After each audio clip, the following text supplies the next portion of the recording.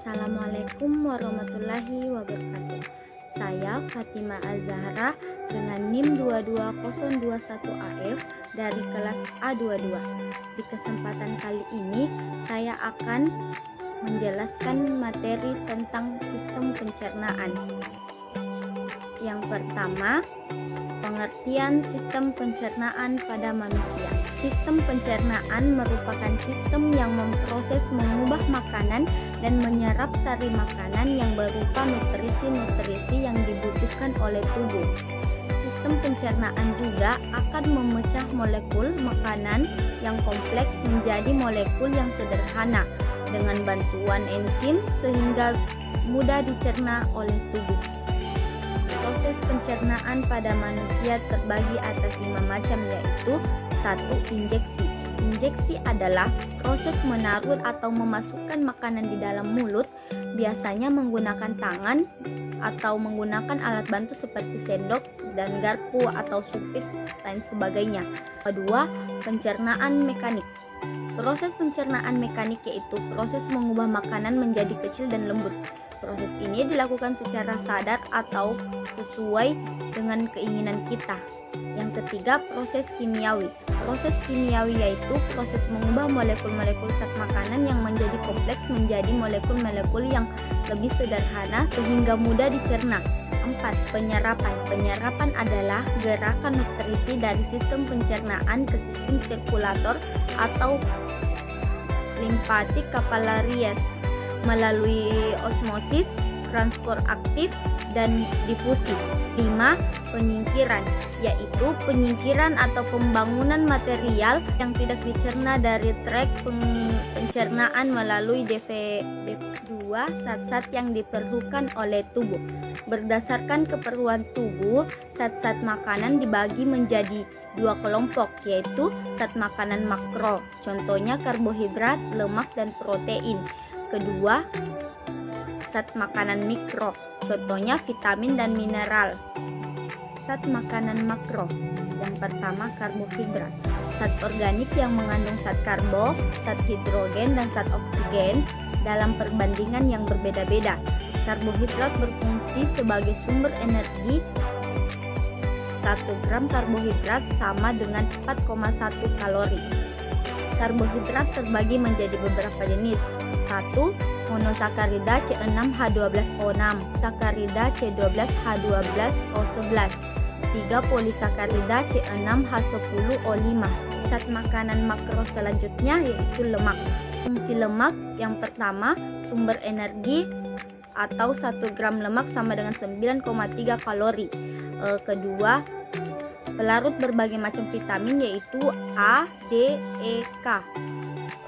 Yang ketiga, simpanan bahan bakar dalam lemak berfungsi untuk melindungi alat tubuh yang halus. Adapun bahan makanan yang banyak mengandung lemak yaitu seperti mentega, margarin, daging, ikan, kuning telur, kacang-kacangan, dan kelapa. Zat makanan makro selanjutnya yaitu protein. Protein berfungsi sebagai pembangunan dan pengatur bahan bakar dalam tubuh, atau 1 gram protein sama dengan 4,1 kalori. Berdasarkan macam dan jumlah asam amino esensial yang menyusun protein dapat digolongkan: yang pertama, protein sempurna, kedua, protein tak sempurna, ketiga, protein kurang sempurna. Selanjutnya, zat makanan mikro. Yang pertama itu vitamin. Zat organik yang diperlukan oleh tubuh dalam jumlah sedikit tapi penting untuk mempertahankan gizi yang normal. Umumnya vitamin dibagi menjadi 2 golongan besar, yaitu yang pertama itu vitamin yang larut dalam air, vitamin B kompleks, diantaranya vitamin B1, B2, B6, niacin, atau vitamin C. Kedua, vitamin yang larut dalam lemak, vitamin A, D, K, dan E. Zat makanan mikro yang kedua itu mineral. Macam zat mineral itu antara lain Na, K, Ca, E, Mg, S, dan Cl pada umumnya digunakan untuk sintesis jaringan, sedangkan Cu, I, Mn, Co, Zn, Fe diperlukan sedikit sebagai penggiat atau komponen dari sistem enzim. Ada beberapa unsur mineral yang terdapat kurang dalam makanan, yaitu kalsium atau zat kapur atau Ca. Kedua itu zat besi atau Fe, yang ketiga itu lodium atau I, keempat itu fluor atau F. Adapun organ dalam sistem pencernaan pada manusia, yang pertama itu saluran pencernaan. Saluran pencernaan mencerna makanan, memecahnya menjadi bagian yang lebih kecil dan menyerap bagian tersebut menuju pembuluh darah. Organ-organ termasuk di dalamnya adalah mulut, faring, esofagus, lambung, dan usus halus serta usus besar. Dari usus besar, makanan akan dibuang keluar tubuh melalui anus. Organ pencernaan tambahan atau aksesoris. Organ pencernaan tambahan ini berfungsi untuk membantu saluran pencernaan dengan melakukan kerjanya.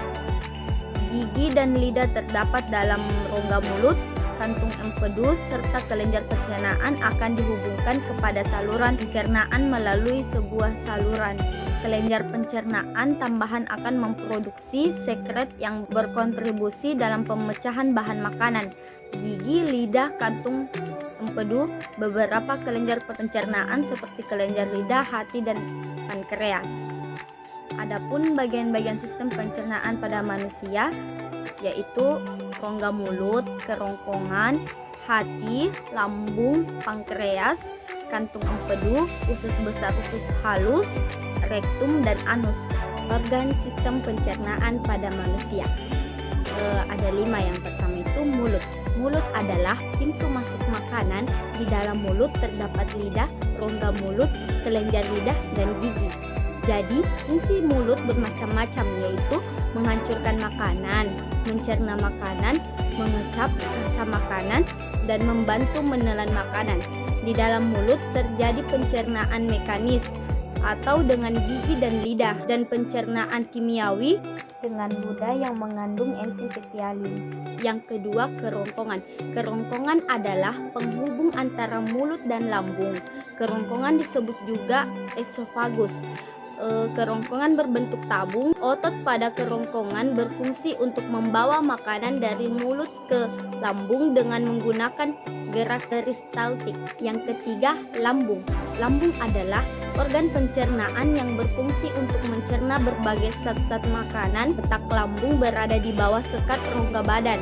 Di dalam lambung terjadi pencernaan kimiawi dengan menggunakan enzim pepsin, enzim renin, enzim lipase, dan asam lambung atau HCl. 4. Usus halus. Usus halus adalah tempat penyerapan sari-sari makanan. Di sini juga terjadi proses pencernaan kimiawi dengan bantuan enzim tripsin, enzim disakarase, enzim erepsin, dan enzim lipase. Sari-sari makanan diserap melalui jontot-jontot usus yang disebut villi.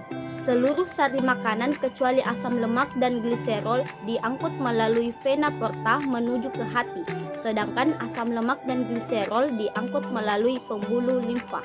Usus besar. Usus besar adalah usus yang terbesar. Fungsi usus besar adalah untuk memilih kembali hasil pencernaan. Di sini terjadi penyerapan air dengan jumlah yang terbesar daripada organ lain. Terjadi proses pembusukan sisa-sisa makanan dengan bantuan bakteri. Anus atau dubur adalah penghubung antara rektum dengan lingkungan luar tubuh. Di anus terdapat otot sphincter yang berfungsi untuk membuka dan menutup anus. Fungsi utama anus adalah sebagai alat pembuangan fases melalui proses defekasi atau buang air besar. Berikut adalah gambar dari organ sistem pencernaan pada manusia. Yang pertama itu rongga mulut, kemudian kerongkongan, lambung, usus halus, usus besar, anus. Proses pencernaan pada sistem pencernaan manusia. Proses berlangsungnya pencernaan makanan akan bermula dari mulut sebagai bagian terluar dari rangkaian proses pencernaan. Dari bagian inilah makanan atau minuman akan pertama kali masuk ke dalam tubuh. Di bagian ini, pencernaan mekanik akan dilakukan dengan berlangsungnya proses mengunyah makanan menggunakan gigi, dan pencernaan kimiawi dalam waktu yang bersamaan, mulai berlangsungnya menggunakan enzim petialin atau amilase. Proses selanjutnya, makanan yang sudah dihaluskan dengan menggunakan gigi dan dikunyah akan dibawa ke bagian lambung dengan melalui bagian kerongkongan atau tenggorokan. Dalam hal ini, makanan bisa turun ke bagian lambung ke bawah karena adanya kontraksi otot-otot di bagian kerongkongan. Di bagian lambung, makanan akan melalui proses pencernaan kimiawi menggunakan zat atau enzim yang berperan mengontrol proses ini.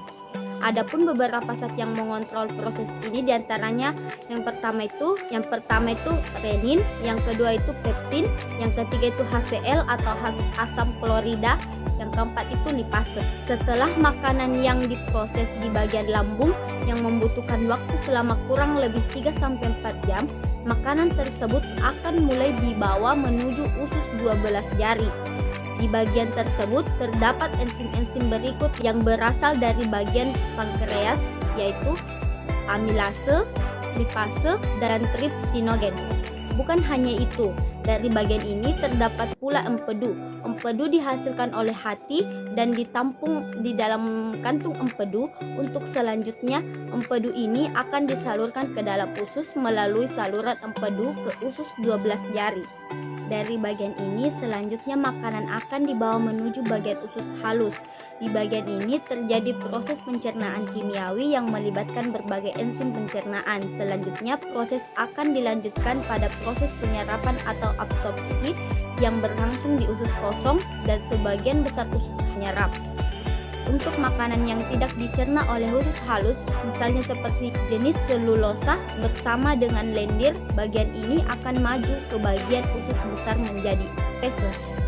Cukup sekian video penjelasan materi sistem pencernaan dari saya. Semoga dapat dimengerti. Wassalamualaikum warahmatullahi wabarakatuh.